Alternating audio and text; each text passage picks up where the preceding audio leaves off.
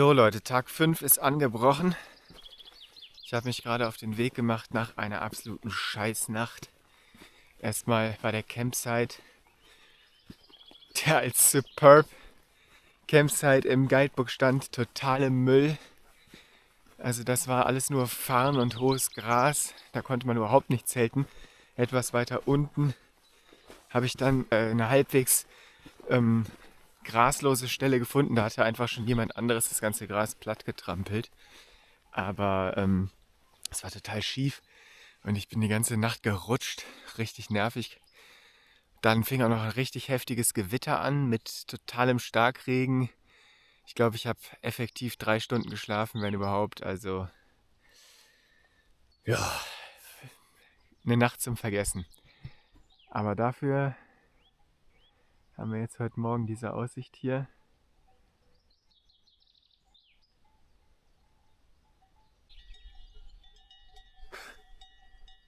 Da hinten sieht man die ersten hohen Berge. Yes.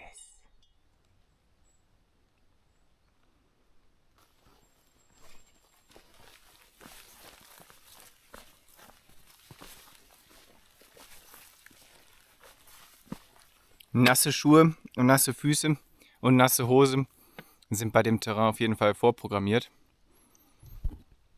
Aber hey.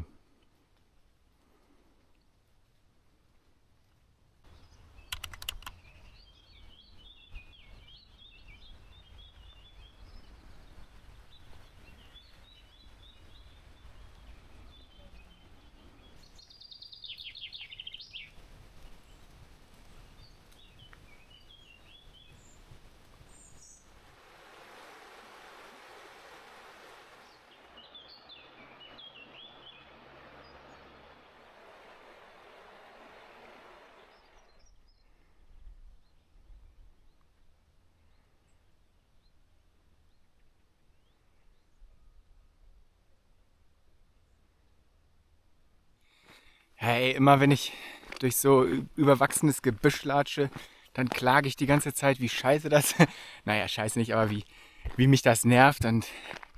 Aber eigentlich ist es hier wunderschön. Also sobald man dann aus den Tälern wieder raus ist, wow, kann man sich echt nicht satt dran sehen. Und ja, die nächste Etappe geht jetzt wohl auch auf so Felsen wie da, das nennt sich Limestones. Weiß ich nicht, wie die auf Deutsch heißen. Zitronenstein, keine Ahnung. Und noch sieht es so aus, als würde das Wetter halten, was echt nice wäre, weil da sollen diese ersten 2 Stunden sonst extrem rutschig sein. Ich muss aber trotzdem jetzt gleich ein Hiriberry oder wie es heißt, erstmal eine kleine Pause einlegen. Meine Füße sind komplett nass, die wollen mal kurz gelüftet werden. Und ich brauche auch was zu trinken. Ich hoffe, da ist ein Brunnen. Sonst muss ich mal gucken, ob da irgendwie eine Bar ist oder so. Einkehren wollte ich jetzt nicht unbedingt. Ja, mal schauen. Ja, also absolutes Up and Down heute. Also diese Nacht war echt unglaublich scheiße. Ich glaube, ich habe noch nie so eine schlechte Nacht im Zelt verbracht. Obwohl, die, wo ich in Irland, wo mir das Zelt über den Kopf zerrissen ist, war natürlich noch wesentlich beschissener. Wo ich dann mitten in der Nacht im Sturm und Regen abbrechen musste. Aber letzte Nacht war schon auch wirklich grenzwertig. Dafür fühle ich mich dann doch erstaunlich fit. Ich hatte mir eigentlich einen Wecker auf 6 gestellt, weil ich eben dem Nachmittagsregen, der angekündigt ist, zuvorkommen wollte. Und ich hatte aber irgendwie bis 3 nur so ganz wenig geschlafen und dann fing das Gewitter an und dann habe ich ihn wieder ausgestellt und bis, ja, ich glaube 10 nach 7 oder so geschlafen. Ja, es war dann, glaube ich, ganz gut, das so zu machen. Das hat es dann doch nochmal ein bisschen gebracht anscheinend. Es ist schon erstaunlich, wie resilient man dann doch ist, wenn man vermeintlich eigentlich geschwächt sein müsste. Also wenn ich zu Hause so eine Nacht hatte, was ich ja leider öfter habe, dann bin ich am nächsten Tag zu gar nichts zu gebrauchen. Und jetzt kann ich hier schon wieder, bin gleich schon wieder ich glaube 10 Kilometer gelaufen mit ordentlich Steigung und räudigem Terrain. Einmal bin ich hingefallen, einfach auf so einen saurutschigen Stein ausgerutscht. Ja.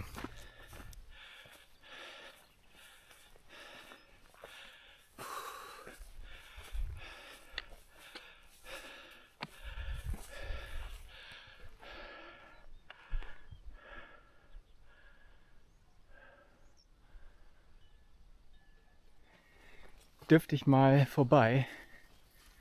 Vielen Dank, Junge, Junge. Die sehen aber fertig aus.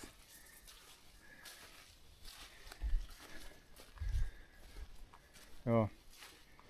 Ist auch echt eine Gelage hier mit den Fliegen. Hätte ich auch keinen Bock drauf den ganzen Tag. So, an euch müsste ich auch noch mal vorbei. Darf ich hier an der Seite vorbeistapfen? Sehr freundlich. Aber wir machen auch keine Anstalten, mal zur Seite zu gehen, ne? Frech. Und die da, voll weit weg, die stehen jetzt direkt auf. Ja, nötig ist das nicht, ne? Bleibt doch liegen. So, ich habe mich mal für ein kleines Päuschen hingesetzt. Da konnte ich einfach nicht vorbeigehen.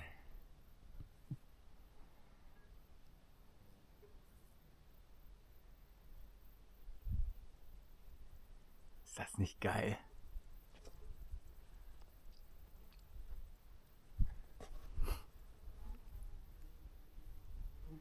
Was für eine Hammer-Aussicht.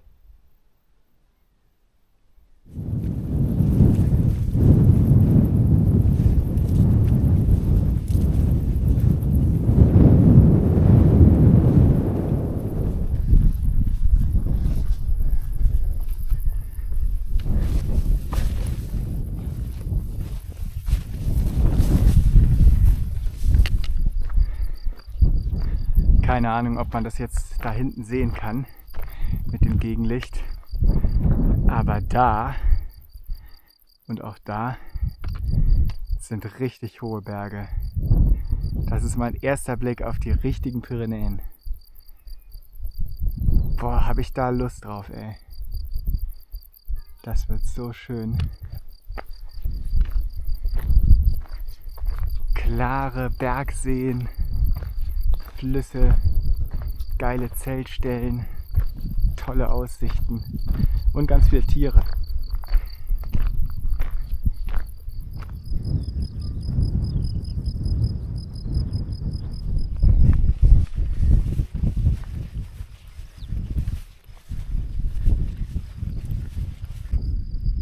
Ich nehme echt alles zurück, was ich über die erste Section gesagt habe.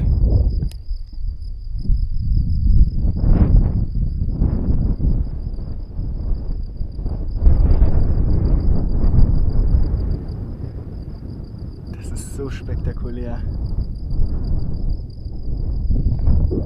Diese Weite, das kann man sich gar nicht vorstellen, wenn man das nicht sieht. Wahnsinn. Da hinten sind Berge, die sind bestimmt 80 Kilometer entfernt oder so. Ja, endlich passiert hier was. Endlich raus aus diesem Kackwald, wobei, also ich glaube, es geht die nächsten 2 Tage schon nochmal wieder darunter. Aber so übermorgen ungefähr werde ich dann in dem richtigen Gebirge sein. Da unten, die kamen mir gerade alle entgegen, eine kleine Ferienfreizeit.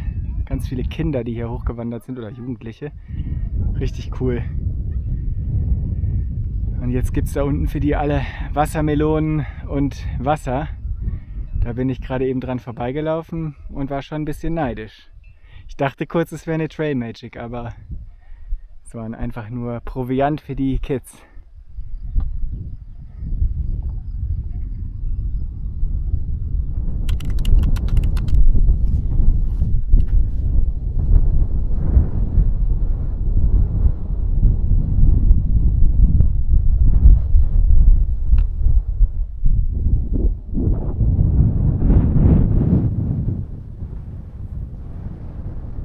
Gipfel des Abodi.